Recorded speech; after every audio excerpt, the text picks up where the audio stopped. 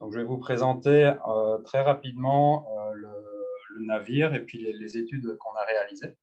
Et puis, suite à quoi, on pourra discuter et répondre à vos questions sur ce navire. Parfait. Du coup, vu que c'est pas très simple sans les vidéos, on a eu un petit cafouillage au départ. Je termine le tour de table juste pour me présenter de mon côté. Et puis, donc après, là, Simon allait dérouler quelques petites slides qu'on avait préparées pour introduire on va dire les bases un peu des enjeux du transport à la voile. Mais après, l'idée, c'est vraiment de prendre votre question et d'y aller de la manière la plus directe et de prendre vos questions une par une, quoi. Donc pour ma part, Nil Joyeux, au départ, je suis marin de formation et de métier. J'ai navigué un petit peu sur différents types de cargos, des porte-conteneurs, des navires poseurs de câbles, de fibre optique. Et puis assez rapidement, j'ai commencé à travailler sur le sujet du transport à la voile. Et donc je m'occupe pour Wincop plus du développement commercial et puis du développement du projet en général. Donc je suis moins spécialisé que Simon, qui est ingénieur et vraiment spécialisé dans les aspects performance aéro et hydro du bateau. Et j'en profite aussi pour la régie, donc pour Capucine, si tu peux chercher au passage comment déverrouiller les vidéos, que ce soit pour nous ou les autres participants. J'espère qu'on trouvera une solution en route, ce sera beaucoup plus vivant de se voir tous. Je te laisse poursuivre, Simon, si tu veux présenter les trois diapos que tu avais préparés. Oui, merci. Donc, la diapo ici montre le projet dans son état actuel. Et à droite, on peut voir que ça a été une évolution en termes de taille, de nombre de mâts, de configuration. Donc, le navire il a été dessiné par deux architectes. Donc, il y a Dijkstra et Groot Ship Design. Les deux sont aux Pays-Bas. Et donc, cette optimisation de taille, de dimension, de nombre de mâts a mené à cette version qu'on voit ici en couleur, qui fait presque 90 mètres de long par 14 mètres de large, avec une centaine de conteneurs de 20 pieds à bord. Et il est équipé de deux gréements solid sail pour une surface totale de 1500 mètres carrés. Avec les architectes, on a travaillé beaucoup sur les performances du navire. Donc pour ça, on réalise ce qu'on appelle des polaires qui définissent la vitesse du navire pour les différentes conditions de vent, que ce soit l'angle et la vitesse de vent que voit le navire. Et on fait ça pour toutes les configurations de voile, avec les voiles affalées, pleines voiles, etc. Et ça sert après à calculer et à faire des études de routage. Les routages, ils ont été réalisés à partir de cette polaire avec DICE Engineering à Nantes, qui ont réalisé ces études. Donc, ce qu'on voit ici sur l'image, c'est le résultat du routage entre Marseille et Madagascar. Donc, on peut voir qu'il y a un grand nombre de routes. Donc là, c'est un petit peu fouillis, tout est superposé. Mais ça représente toutes les routes qui sont empruntées sur une période allant de 2018 à 2021. Et donc, à l'issue de ces routages, on peut définir la puissance moyenne qu'il faut, la puissance moyenne du moteur, on va dire, qu'il faut pour faire marcher le navire. Parce que le navire est conçu pour aller à la voile, mais sur certaines routes où il y a un petit peu moins de vent, comme c'est le cas ici, pour maintenir une durée de navigation cohérente, on est obligé quand même d'utiliser un petit peu le moteur. Voilà, c'est Du tout. coup, Vas-y, Nils. non, bah, j'allais dire un peu la même chose que toi, mais je le redis avec d'autres mots. Donc l'idée, c'est qu'on est sur un bateau à propulsion mixte, voile plus moteur. Et donc, il y aura des moments où il y aura du vent et on pourra naviguer que avec les voiles. D'autres moments avec des vents moins favorables où on va naviguer que au moteur. Et en fait, la majorité du temps, on sera dans un entre-deux. Donc, il y aura une partie du temps où on fera que de la voile, mais aussi plein de moments où on sera en fonctionnement hybride. Et donc, ces routages statistiques nous permettent de définir à l'avance combien on pourra économiser. Enfin, bon, désolé, Simon, de t'avoir un peu paraphrasé, mais voilà. Je t'ai coupé, tu allais poursuivre, Simon? Non, moi j'avais fini avec la présentation des différentes études, très rapide, hein, mais je pense qu'on va pouvoir euh, évoquer ça dans les questions. Et puis, n'hésitez pas si vous avez des questions Ok. sur ces différents aspects. Je vois quelques commentaires qui disent que vous voyez mal les diapos. Je ne sais pas si c'est le cas pour tout le monde. Je vous propose de poser vos questions tout de suite si vous le pouvez. Et puis, pourrait-on avoir des ordres d'idées pour les grandeurs TWA et TWS et HS? Bon, je la laisse à Simon, celle-là. Oui, je les ai pas ici, donc elles sont pas apparentes sur le graphique ici. Il faudrait que je regarde de l'autre côté. Je les ai pas en tête. Je peux pas vous dire. Je vais regarder. Je vous réponds tout à l'heure. Moi, j'avoue que je n'ai pas bien compris la question. En fait, vous souhaitez savoir quel est le pourcentage du temps où on a le vent vrai dans telle direction et le vent apparent dans telle autre. C'est ça le sujet? D'avoir des statistiques de vent pour savoir si on est plus souvent au travers ou au près? Ouais, ouais, j'ai les résultats ici à côté. En fait, ici, donc, ce qu'on voit, la densité ici de vent, ce qui correspond vraiment à l'ensemble ici, on est en dessous de 20 devant. Ok. Bah, je laisse éventuellement Simon, je vais voir s'il trouve des réponses précises pour vous, Paul. Et je vais prendre les autres questions de Frédéric et Nicolas. Donc, combien de marins à bord? C'est une question sur laquelle on est encore en train de réfléchir, mais a priori 9 ou 10 marins.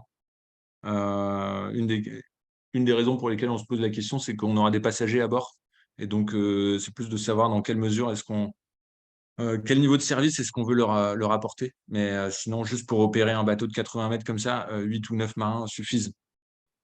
Ça reste un petit bateau finalement, ça reste un petit cargo. Et ensuite, la deuxième question, comment avez-vous optimisé la taille du bateau? Quels critères de décision? Alors ça c'est la question. Euh, je vais tenter d'y répondre, mais il n'y a pas de réponse juste, si vous voulez. Il y en a encore dans l'équipe qui veulent faire un bateau plus petit et d'autres qui veulent faire un bateau plus grand. Il faut bien comprendre que la taille du bateau va énormément influer sur le prix du transport. C'est-à-dire que avec un petit bateau, avec ou sans voile, hein, d'accord? Avec un petit bateau, on a forcément un prix de transport qui est élevé parce que on a des frais fixes qu'on va amortir sur peu de marchandises transportées. Et à l'inverse, plus on agrandit le bateau, plus on va baisser le coût du transport unitaire. Donc, c'est ce que font les grandes compagnies maritimes qui ont tendance à tendre vers le gigantisme et essayer de faire des bateaux les plus grands possibles, faire des bateaux de 24 000 conteneurs et donc baisser le coût du transport d'un conteneur. Bon, maintenant, si on mettait un bateau de 24 000 conteneurs entre Marseille et Majinga, on n'arriverait pas à le remplir. Donc, il faut quand même prendre en compte la réalité du marché. Et en l'occurrence, Madagascar-France, c'est un petit marché avec des volumes qui sont ce qu'ils sont, mais limités. Donc, on est pris en fait entre ce besoin de faire un bateau assez grand pour proposer un prix de transport limité. Et en même temps, si on en fait un trop grand, l'efficience des voiles va baisser, c'est-à-dire qu'on va avoir une surface vélique qui va baisser par rapport comment dire, en pourcentage, qui va baisser. Le ratio surface vélique sur tonnage va baisser et du coup, on va faire un bateau qui va naviguer davantage au moteur qu'à la voile. Donc, voilà un peu les paramètres qu'on prend en compte et voilà pourquoi on s'est arrêté sur un bateau de 80 mètres pour 104 VP, ce qui nous permet d'être à peu près dans le marché. On est un peu plus cher que le marché, mais pas de beaucoup. Et en même temps, d'avoir un vrai navire à voile qui navigue vraiment avec la propulsion par le vent. Je vois plein d'autres questions. Je laisse Simon rebondir un petit peu. Il y en a une, où en est le projet? C'est une bonne question. Je vais essayer de vous répondre de manière synthétique. Pas de risque de piraterie. Bah, vas-y, Simon, si tu vois des questions avec lesquelles tu es à l'aise.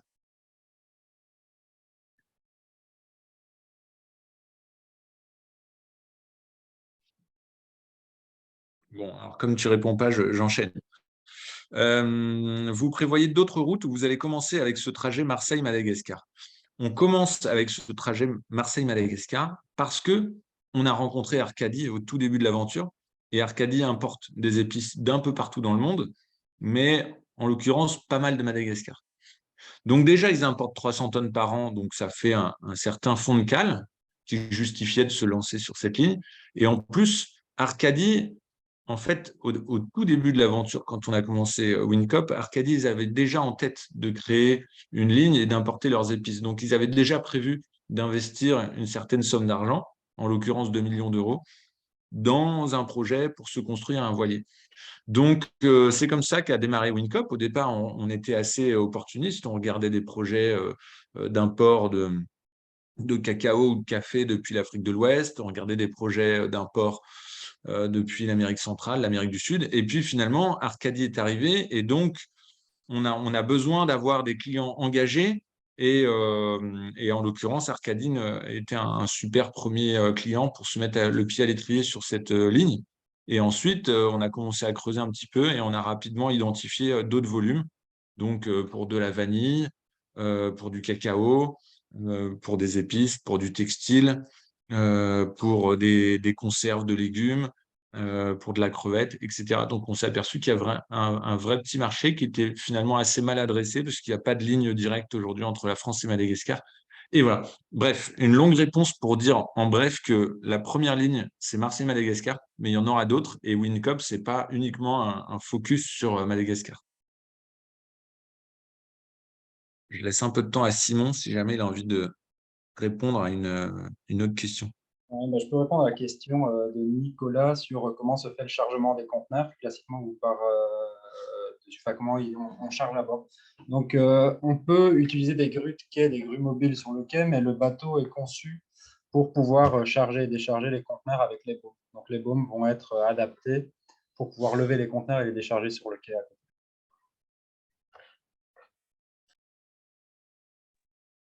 Ok, ça y est, on peut mettre les caméras. Simon, si tu veux mettre la tienne aussi. Et donc, bonjour à tous. C'était bon pour la manutention, Simon, tu avais terminé?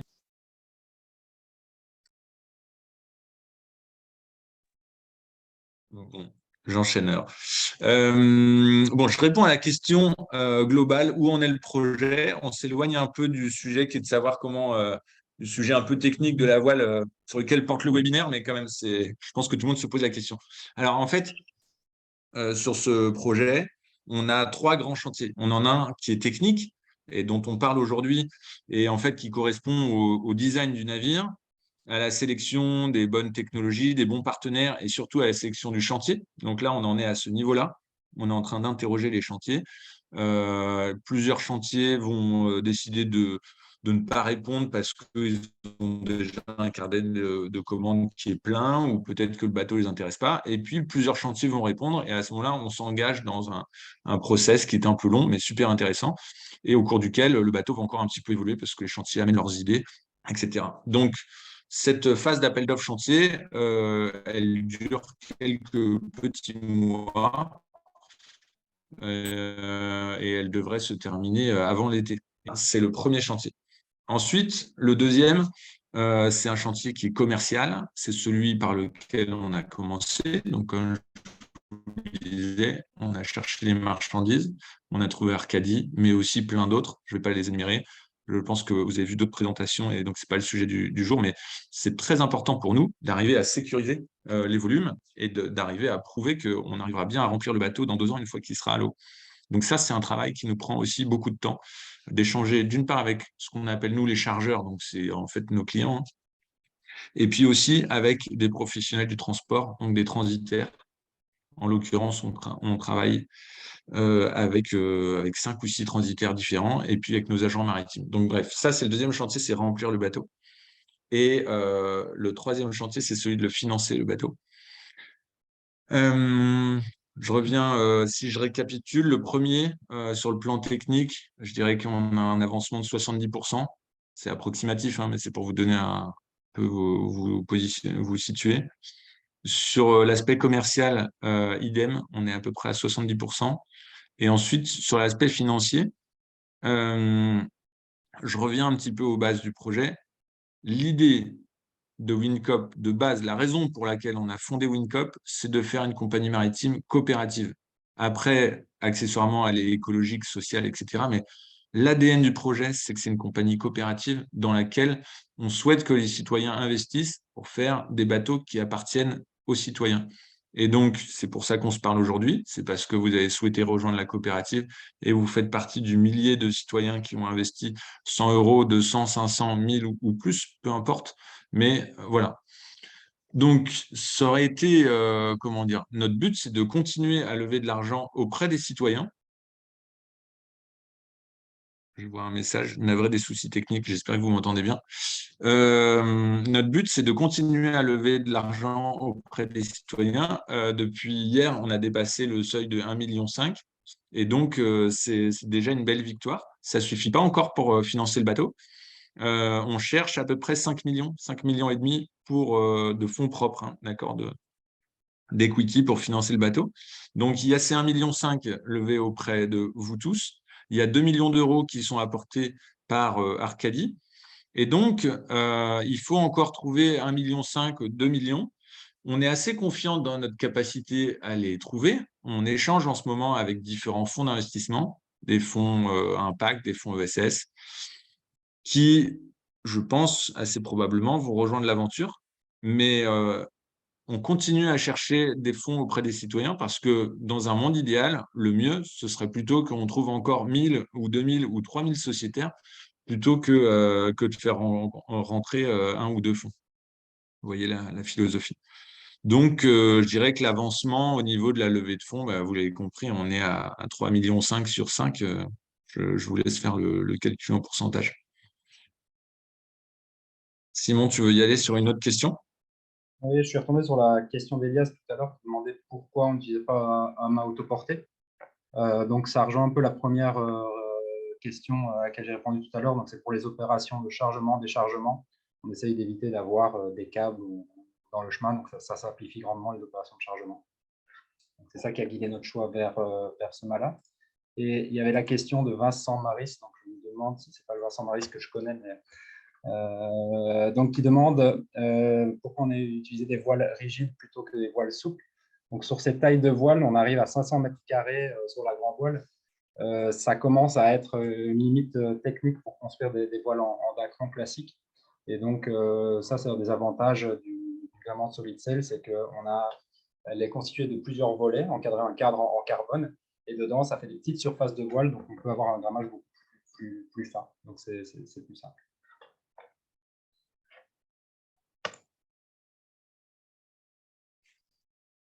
Je vois pas mal de questions, mais qui sont pas d'ordre technique et pas sur l'aspect exploitation de cargo à voile. Donc, je ne sais pas si on prend tout type de questions. Il y a des questions sur les crevettes, les conteneurs frigo. Oui, il y aura des prises reefer. On ne sait pas encore combien, mais il y a deux producteurs de crevettes assez importants à Madagascar. Enfin, il y en a même un troisième. Je ne les connais peut-être pas tous, mais en tout cas, il y a deux grands producteurs de crevettes. C'est la seule crevette bio, label rouge du monde. Et donc, ces deux entreprises qui sont extrêmement engagées, on va dire, à tous les niveaux, au niveau social et écologique. Et donc, ils sont intéressés à transporter avec nous. Ce n'est pas encore signé, ce n'est pas encore fait, mais en tout cas, on discute avec l'une d'elles. Je ne vais pas révéler le nom là, mais je pense on a déjà communiqué sur ce sujet. Et donc, en fonction du nombre de conteneurs qu'ils vont nous confier, on mettra le nombre de prises frigo en conséquence. Et donc, si on a beaucoup des prises frigo, il faudra rajouter un groupe électrogène en conséquence. Alors, du coup, ça m'amène à une autre question posée par un expert du sujet, à savoir Maxime Dupuis, qui me demande, et du coup, moins on va vite, moins on consomme.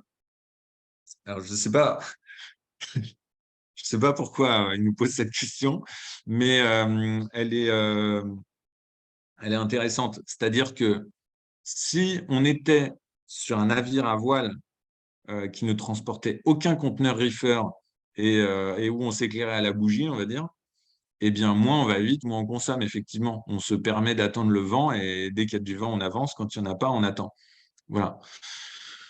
Maintenant, dès lors qu'on a une consommation d'énergie à bord, ne serait-ce que pour s'éclairer, pour faire fonctionner le radar, pour faire de l'eau chaude ou faire fonctionner la clim, etc. Et puis, en plus, pour alimenter les reefers, qui consomment quand même pas mal d'énergie, eh bien, on va faire tourner des groupes électrogènes dans le bateau. Et donc, il va y avoir deux tendances qui vont s'opposer. Moins on va aller vite, plus on va mettre de temps à effectuer le voyage. Alors, la quantité d'énergie dépensée pour faire avancer le bateau avec des moteurs va baisser parce qu'on va utiliser davantage les voiles. Et en revanche, comme on aura passé de plus en plus de jours en mer, eh bien, ce qu'on appelle l'hotel load, l'énergie dépensée pour faire fonctionner les reefers et toute la consommation du bord va augmenter. Donc, il y a un moment où les courbes se croisent. Si vous voulez chercher, on a fait un post sur le sujet l'été dernier sur LinkedIn. Et donc, il faut faire attention à ne pas passer trop de temps en mer et à aller trop lentement. Donc, nous, on a identifié que la vitesse critique, c'était 6, 7, 8 nœuds. Si on reste dans ces vitesses-là, c'est la vitesse optimum pour consommer le moins d'énergie possible. Simon, si tu veux reprendre sur autre chose. Ouais. Bah, je peux répondre à Romain qui demande pourquoi est-ce qu'il y aura un kite en plus des voiles. Donc, sur ce bateau-ci, on n'a pas prévu de kite. Et- mais par contre, le kite sur d'autres navires pourrait être intéressant en combinaison avec des voiles classiques pour les allures un peu plus portantes. Et donc, on croit au système de kite en combinaison d'un agrément classique. Pour des projets futurs, on continue à regarder ça, mais pas sur WinCop. J'enchaîne avec une question sur les ports. À Madagascar, principalement Majinga et aussi d'autres ports comme Tamatave. Alors oui, Tamatave, qui est le port principal de Madagascar, et puis aussi Diego. Euh, on a été aussi à Nosy Be. On pense aujourd'hui s'arrêter à Tamatave, à Diego et Majinga. Il faut savoir que plus on fait de ports, eh bien, plus ça nous coûte cher, parce que déjà les escales, ça coûte de l'argent, et puis en plus, on passe plus de temps en escale, et c'est du temps qui n'est pas rentable, dans le sens où nous, la manière dont on gagne de l'argent, c'est en faisant des trajets Madagascar-France. Donc si à chaque fois qu'on passe à Madagascar, on fait une tournée du laitier et qu'on touche 5 ports, ben, c'est très pratique pour les chargeurs, parce qu'on vient au plus près collecter la marchandise. Mais nous, comment dire, on gagne moins d'argent et du coup, on est obligé d'augmenter les prix. Donc, c'est ça un peu les paramètres à prendre en compte pour le choix des escales. Aujourd'hui, on est arrêté sur ces 3 ports. Bonjour, le Sénégal est-il une piste? Merci. Bah, bien sûr, en fait, on est à l'affût, enfin à l'affût, c'est pas le mot adapté, mais on continue à chercher d'autres volumes vers d'autres pays. Et je peux dire qu'à peu près en 5 ou 6 pays d'Afrique de l'Ouest, on a identifié du café, du cacao, de la farine de coco, du sésame, etc. Alors, des fois, c'est 200 tonnes, des fois, c'est 1000 tonnes. Tous ces volumes, on les note, et puis peut-être qu'à un moment donné, on va se dire, OK, sur la Côte d'Ivoire ou le Sénégal, là, il y a quelque chose à faire, on saurait remplir un bateau potentiellement, et à ce moment-là, ça déclenchera le projet WinCop numéro 2. J'en profite, puisque vous êtes connectés là, c'est là toute la puissance d'un projet coopératif. Vous êtes 1000 sociétaires, il est évident que dans votre réseau, vous pouvez aider le projet WinCop. Et si, par exemple, vous m'avez posé la question pour le Sénégal, peut-être que c'est parce que vous avez des connexions là-bas et que vous connaissez un exportateur de, je dis n'importe quoi, de telle ou telle céréale. Donc, n'hésitez surtout pas, c'est à ça que sert le projet. Euh, et j'enchaîne sur une deuxième. Qu'entendez-vous par le fait qu'il y a d'autres passagers? Quel type? Voyageurs scientifiques? Alors, l'idée, c'est d'une part de gagner un peu d'argent parce que ça se fait sur les cargos. Aujourd'hui, les compagnies maritimes ont des cabines passagers et donc ça coûte un petit peu d'argent. Ça coûte en général environ 100 euros par tête et par jour. Donc ça fait une petite ressource d'argent qui, sur WinCop, n'est pas négligeable. Alors, ce n'est pas la vocation première de WinCop d'embarquer des passagers qui veulent faire du tourisme, mais pourquoi pas?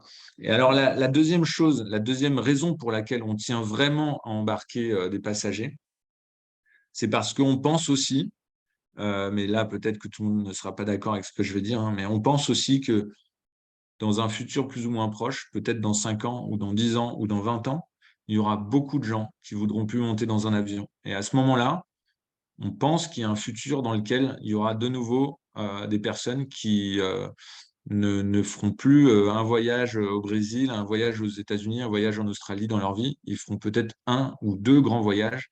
Et à ce moment-là, ils prendront plus de temps et ils adopteront des moyens de transport plus lents et plus respectueux de l'environnement. Et donc, c'est aussi pour ça qu'on tient à mettre des cabines passagers. C'est pour montrer la voie d'une manière de voyager qui est, selon nous, celle du futur. Simon, je te relaisse la main. Ouais, j'ai vu qu'il y avait plusieurs questions sur les polaires, donc je peux rafficher les polaires, mais c'est vraiment c'est une polaire d'illustration, donc je peux vous la laisser comme ça, mais c'est pas les vitesses exactes de ce bateau-ci, donc je vous les laisse. Mais le bateau, il pourra aller à 12 nœuds avec le vent qu'il y a. Et nous, on veut en fait essayer de ralentir un peu la vitesse du navire, comme a expliqué Niels pour les problématiques de reefer et de routage. Enfin, donc on essaie de trouver le bon compromis en vitesse entre les reefers et les performances de voile. Et donc, du coup, on va utiliser cette vitesse pour pouvoir aller un petit peu plus loin et se dérouter plus de la route directe et améliorer les performances. Donc, le bateau peut aller à 12 nœuds, mais voilà, il sera entre 8 nœuds et 12 nœuds. Ouais.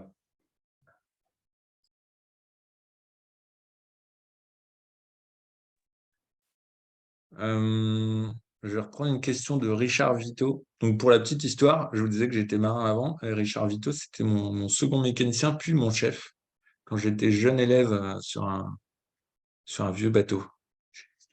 Un vieux bateau qui était en mauvais état. On a passé des sales nuits sur ce bateau. Bref. Richard, il demande, en fonction des conditions météo, jusqu'à quel point compenserez-vous la vitesse à faire? Quelle latitude aurez-vous sur le timing de la rotation? Euh, alors, un petit mot sur le timing, parce que c'est quand même un point important de ce projet. On a un projet qui, de base, est militant, il est coopératif, écologique, social. Et de prime abord, on pensait que c'était les seules choses qu'on pouvait faire valoir auprès de nos clients. Et en fait, on s'est aperçu en allant à Madagascar qu'il existe un vrai marché entre la France et Madagascar. Enfin, moi, je connaissais mal la région. Il existe un vrai marché et qui est aujourd'hui très mal servi puisqu'il n'y a aucune ligne directe entre la France et Madagascar parce que ce marché, il existe et en même temps, il est trop petit pour que des grandes compagnies maritimes ne s'intéressent à cette ligne. Donc, Madagascar est desservi de manière indirecte par un grand bateau qui va partir par exemple, Marseille pour aller à Salalah. Ensuite, le conteneur, il va débarquer, il va rembarquer sur un autre bateau pour aller ensuite à l'île Maurice. Et ensuite, de l'île Maurice, il va débarquer, rembarquer sur un autre bateau et arriver à Madagascar. Donc, tout ça pour dire que c'est assez long. Il y a même, je ne vais pas dire souvent, mais ça arrive quand même, des conteneurs qui se perdent en route ou alors qui vont mettre 1 mois ou 2 mois de plus. Et donc, ils ont ce qu'on appelle un lead time, c'est-à-dire un transport de porte à porte qui est autour de 60 jours. Et nous, avec notre petit bateau, où on pensait adopter une vitesse radicalement lente, à savoir 8 nœuds pour ceux à qui ça parle, eh bien, on pensait être très long et en fait, on est hyper rapide. Et il y a plein de chargeurs qu'on a rencontrés à Madagascar qui sont honnêtement pas forcément hyper sensibles à l'aspect écolo coopératif. Mais alors, par contre, un transport en direct depuis la France en 30 jours, mais c'est hyper compétitif pour eux. Bref, je n'ai pas encore répondu à ta question, Richard. Euh, Est-ce qu'on a de la latitude? Un petit peu, mais l'idée, c'est quand même de proposer un service de transport qui soit fiable et il faut de la régularité. Et dans la logistique, ils n'aiment pas trop l'irrégularité. Donc, l'idée, c'est quand même de respecter nos ETA, donc nos heures d'arrivée, d'être ponctuels. Et puis, il faut dire ce qui est. France-Madagascar, ce n'est pas une ligne idéale pour faire de la voile. On passe par l'équateur, on passe par une zone de poteau noir, on va faire du moteur. Ce même bateau, si on l'opérait sur une ligne idéale entre la France et les États-Unis, dans une zone où il y a toujours du vent, on pourrait faire quasiment que de la voile. Alors que là, entre Marseille et Madagascar, eh bien, même en ayant travaillé pour faire un navire le plus vélique possible, eh bien, on obtient, avec les routages qu'on réalise, une économie qui n'est que de 60%. Alors, je ne sais pas si vous trouvez ça beaucoup ou pas beaucoup. Nous, on est un peu déçus parce qu'on sait que sur d'autres lignes plus favorables, on économiserait 90-95% de carburant. Donc voilà, donc jusqu'à quel point compenserez-vous la vitesse à faire? Eh bien, on la compensera au point de garantir nos 8 nœuds de moyenne entre Marseille et entre la France et Madagascar. Mais ça ne veut pas dire qu'on est à 8 nœuds de manière constante. Le logiciel de routage développé par l'ami Maxime Dupuis. Il prend en compte qu'il faut garantir les 8 nœuds de moyenne, mais parfois, il va y avoir du vent pendant quelques jours. On va tartiner à 12 nœuds à la voile, et puis ensuite, on va se permettre de descendre à une vitesse de 5 nœuds pendant quelques jours, etc. Enfin bref, vous avez compris, c'est une vitesse moyenne et pas constante. Simon, si tu as envie de Je réponds reprendre quelque chose. à la question de Vincent sur les performances du navire. Donc, ici, les polaires ont été réalisés par Dijkstra, l'architecte naval, et c'est ce qui a servi à faire les polaires avec DICE Engineering. Sur ce projet-ci, on n'a pas une contrainte forte de performance et de validation de performance après. On est les clients, donc nous, on essaye de faire le mieux possible et donc d'optimiser le bateau pour faire le mieux possible, contrairement à d'autres projets où on a des contraintes fortes de réduction de CO2 et sur lesquels on doit s'engager. Et sur ces autres projets, on va travailler avec des bureaux d'études comme Blue Wasp Marine aux Pays-Bas qui vont faire les polaires détaillés. Et pour ça, ils vont se baser sur les données de l'architecte, la CFD de l'architecte, donc tous les calculs de la coque, et les données aéro fournies par les développeurs de solutions véliques. Donc, par exemple, les voiles, ils vont faire des essais en soufflerie des voiles toutes seules, et ces polaires de voiles vont être implémentés dans le logiciel de routage de Blue Wasp Marine.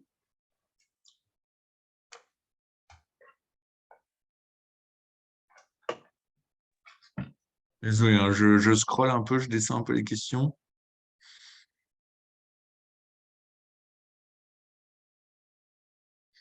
Le projet est coopératif en termes d'investissement, mais qui va gérer? Ce serait des salariés Wincop. Je ne vais pas répondre longuement parce que c'est hors sujet par rapport à aujourd'hui, mais j'y réponds quand même parce que la question est importante. Je vous invite à aller sur le site Wincop et vous allez dans FAQ, foire aux questions, et vous allez sur la gouvernance. Et donc, vous verrez, vous tous qui êtes sociétaires, en fait, vous verrez qu'il y a des collèges dédiés aux salariés de Wincop, des collèges dédiés aux partenaires logistiques, des collèges dédiés aux clients, donc aux chargeurs, des collèges réservés à vous, sociétaires, et donc et un collège aussi pour les fondateurs, donc nous. Vous verrez que les différents collèges n'ont pas forcément le même poids dans les décisions, mais en tout, il y a 7 collèges, et donc chacun a voix au chapitre pour diriger l'entreprise lors des CA.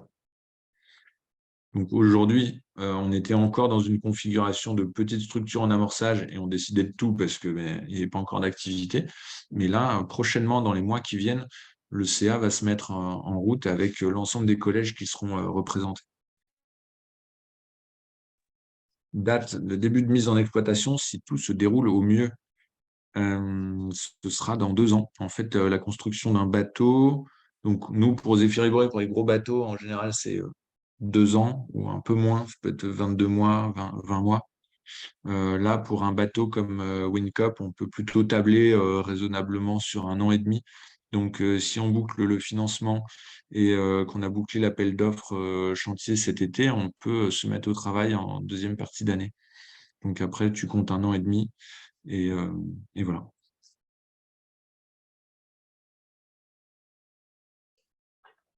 Est-ce que vous utilisez la voile durant le passage du canal de Suez? Alors non, pas dans le canal. Ah oui, et la question sur la piraterie. Pour le passage de la zone piraterie, vous resterez sur une vitesse réduite. En fait, la piraterie, c'est effectivement un sujet qui nous a beaucoup inquiété au départ. On imaginait même faire le tour de l'Afrique au départ. Et puis, en fait, la piraterie a cessé depuis 3 ans. Il n'y a plus aucun acte de piraterie. Et la zone n'est plus considérée comme dangereuse. Les assurances ont cessé d'appliquer des surcoûts liés au risque piraterie dans la zone. Donc aujourd'hui, c'est plus le golfe de Guinée qui est vraiment craignos, mais au niveau de la mer Rouge, on peut dire que les militaires russes, chinois et européens ont un peu anéanti la menace des pirates dans la zone. Alors, ça reste quelque chose qui nous inquiète. Possiblement, on va mettre le bateau à l'eau et puis dans 2 ans, il y aura, comment dire, une redynamisation de la piraterie, mais pour l'instant, il n'y a absolument rien. Rien de détecté, aucune attaque. À combien de nœuds va un porte-conteneur classique à moteur par rapport à 8 nœuds moyens de ce bateau? Bah, en général, un porte-conteneur, ça va être plutôt dans les 16 nœuds. Ça peut aller plus vite. Il y a quelques années, ils allaient même à 22, 24 nœuds. Aujourd'hui, ils ont réduit un peu la vitesse. Ils sont à 16, 18 nœuds.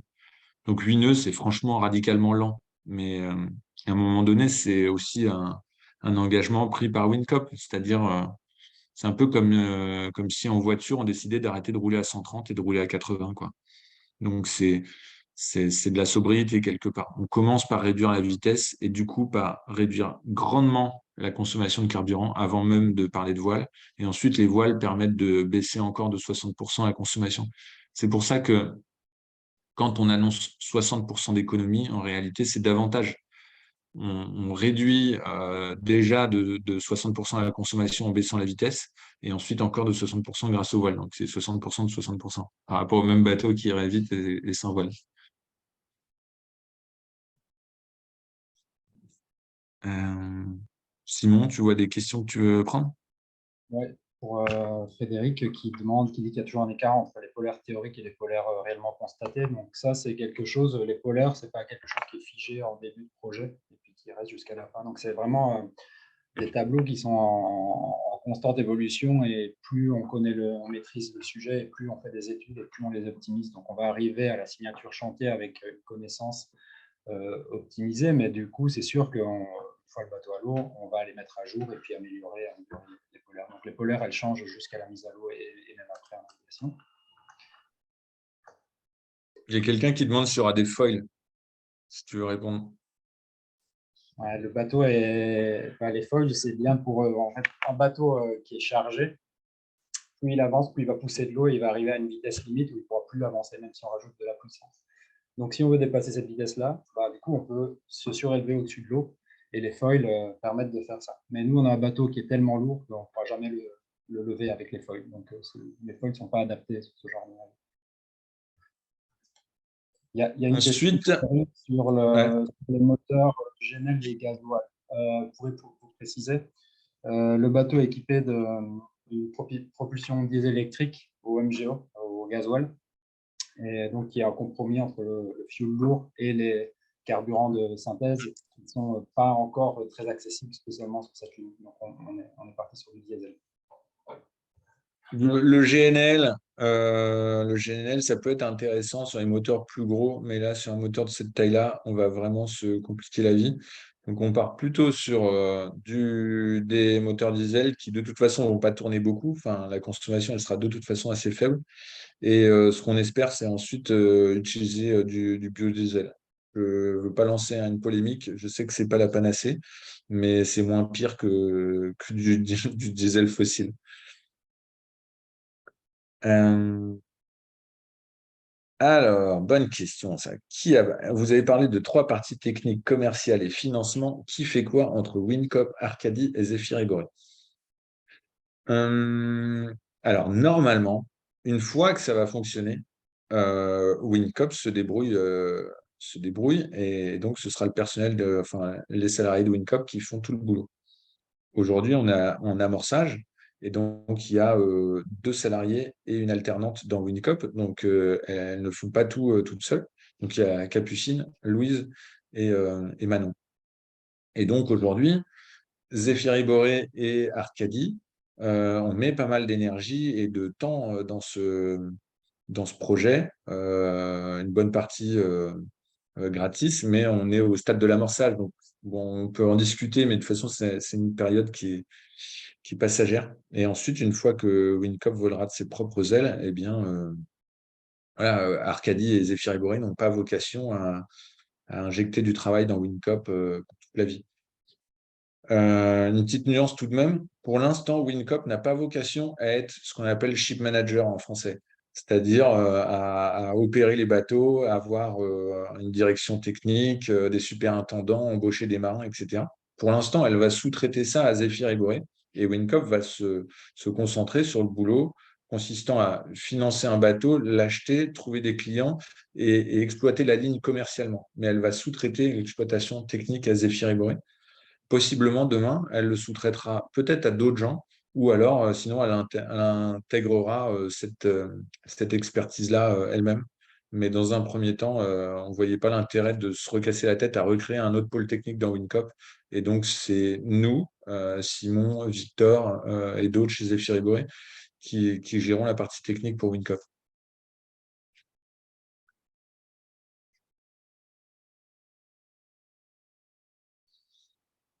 Hum.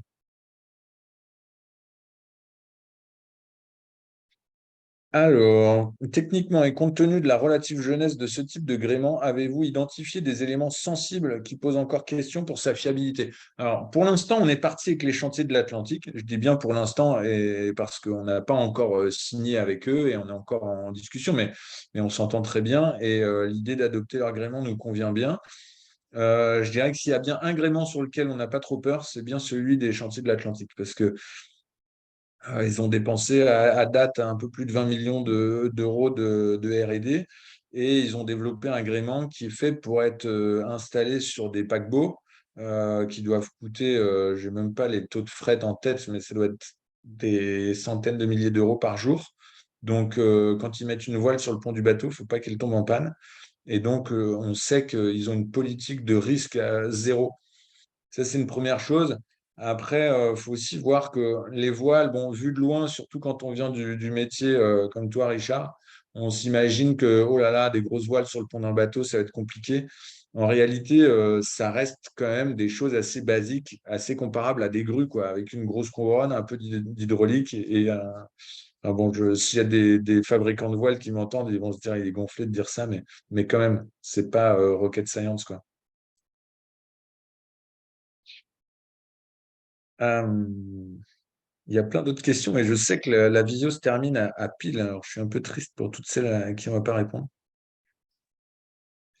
Je vais répondre à la question de Louis qui demande sur est-ce qu'il y a des personnes spécialisées pour le réglage des voiles. Donc, toutes les voiles seront automatisées. Donc, il y aura quand même un choix de l'équipage et l'équipage va être formé pour ça. Mais il n'y a pas besoin d'une personne spécialisée pour ce réglage. Donc, c'est juste un équipage formé. Voilà. Oui, c'est intéressant aussi. Puis, il y a plusieurs questions qui tournent autour du réglage des voiles. Alors, oui, on aura un équipage formé.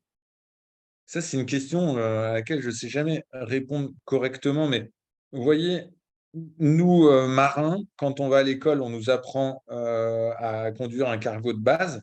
Et ensuite, au fil de notre carrière, on va apprendre soit à faire du transport de passagers et ça nécessite une certaine expertise, soit à poser de la fibre optique dans le fond des océans, soit à faire de la logistique autour des plateformes pétrolières. Bref, ça nécessite tout un tas d'expertise qu'on n'apprend pas à l'école et du coup, on retourne faire de la formation, des fois des formations internes ou auprès d'organismes de formation externes.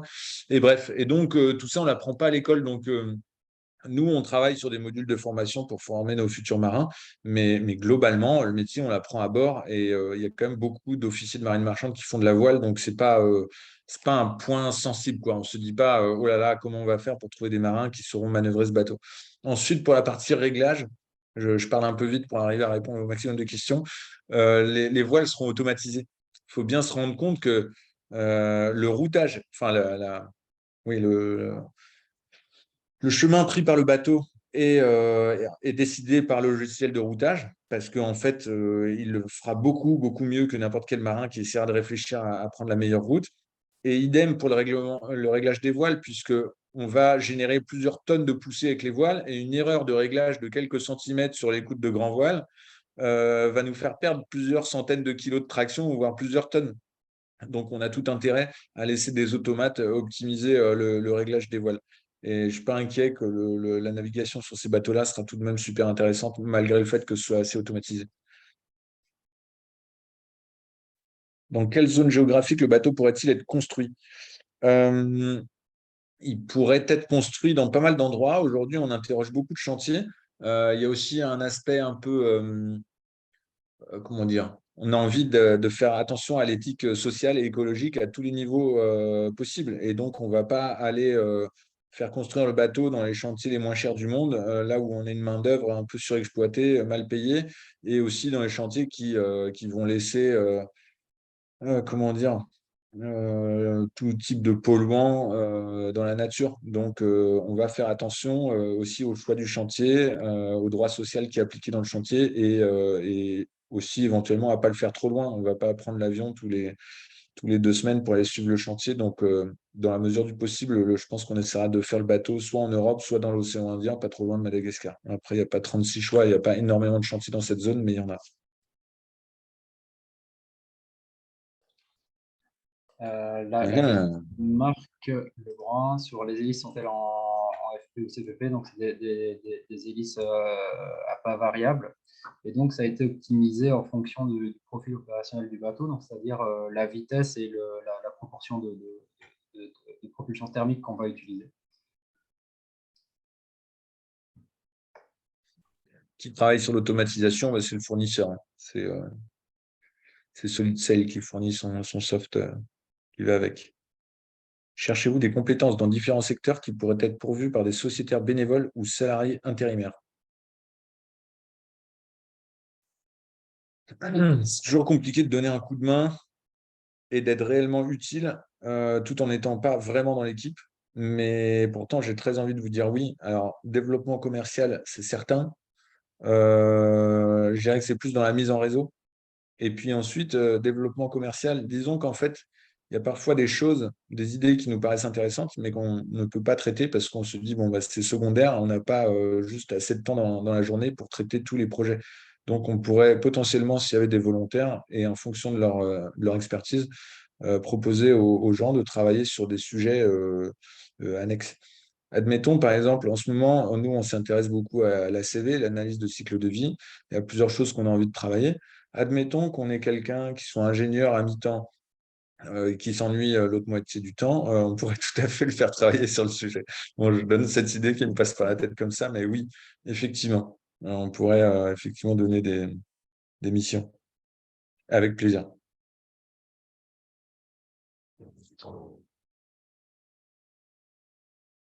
Euh, Je vais répondre à Alexis. Y aura-t-il une production d'énergie renouvelable prévue sur le bateau? Ça rejoint une question tout à l'heure sur les panneaux solaires. Donc, c'est des choses qu'on regarde. Ce n'est pas encore décidé, mais les panneaux solaires pourraient être intéressants.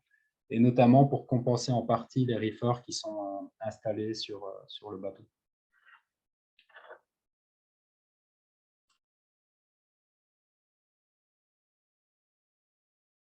Et une autre question sur le dématage, la périodicité pour le dématage. Donc, les MAN ne sont pas censés, à part accident exceptionnel, ne sont pas censés, le bateau n'est pas censé être dématé. Donc, il restera en permanence maté. Et puis, la vitesse de vent maximale, on peut utiliser, je pense, il me semble, jusqu'à 36 nœuds de vent apparent légalement. Vincent, d'après vos prospections, quelle serait la valeur marchande de contenu à un instant donné? Sujet piraterie. Alors ça, je ne vais pas vous répondre, sinon vous allez devenir pirate vous-même. La vanille, ça coûte extrêmement cher. C'est une question que on ne s'est jamais posée. Je ne sais pas si on a déjà fait l'addition de la valeur marchande de tous les conteneurs qu'on transporte, mais c'est plutôt des marchandises à forte valeur ajoutée, du textile, et plutôt du bon textile, euh, enfin du textile un peu cher de grandes marques françaises. Poivre, vanille, enfin la vanille, ça coûte extrêmement cher. Poivre, épices. Bon, des conserves de haricots verts, ça va, pas trop trop cher. Les crevettes, c'est un peu cher, mais bon, il faut savoir les garder en froid. Euh, bon, voilà, non, j'ai jamais fait le calcul. En cas d'avarie avec le bateau, quelle solution temporaire de dépannage auriez-vous? Eh bien, là, c'est la panade, hein. Si notre bateau tombe en panne, soit le service s'interrompt, et je pense que c'est le plus probable. Et en fait, en réalité, on ne pourra jamais, nous, avec notre petit bateau, ou alors il faudra en mettre 2 ou 3, mais c'est c'est ce qu'on projette de faire. Nos clients, ils continueront à travailler avec les lignes classiques opérées par CMA-CGM ou MSC. Et donc, si jamais notre bateau il est en rade pendant 1 mois ou 2, à ce moment-là, ils rebasculeront leur flux sur ces lignes-là. Je ne suis pas trop inquiet pour ça. Si vous n'avez qu'un seul bateau, si la voile Solid Sail a une avarie, pouvez-vous naviguer sans? Oui, on peut naviguer au moteur sans la voile. D'ailleurs, pour la petite histoire, le bateau, il sera construit quelque part dans le monde, plutôt en Europe, hein, mais il sera construit quelque part. Et ensuite, il va venir au moteur chercher sa voile en Bretagne. On ne va pas transporter le mât jusqu'au chantier. Donc, le bateau sait fonctionner au moteur et donc, en cas d'avarie sur la voile, on peut naviguer sans. Et enfin, réparation possible à bord, plus simple. Ah, ça y est, elle a été éclusée par Capucine qui va me dire, ça y est, il est 19h01, c'est fini. Donc, il me semble qu'elle a écrit aussi qu'on allait noter toutes vos questions et y répondre. Donc, oui, on va faire ça. On espère que vous avez passé un bon moment, qu'on a réussi à répondre à plusieurs de vos questionnements. Est-ce qu'il y a une autre conclusion côté Simon?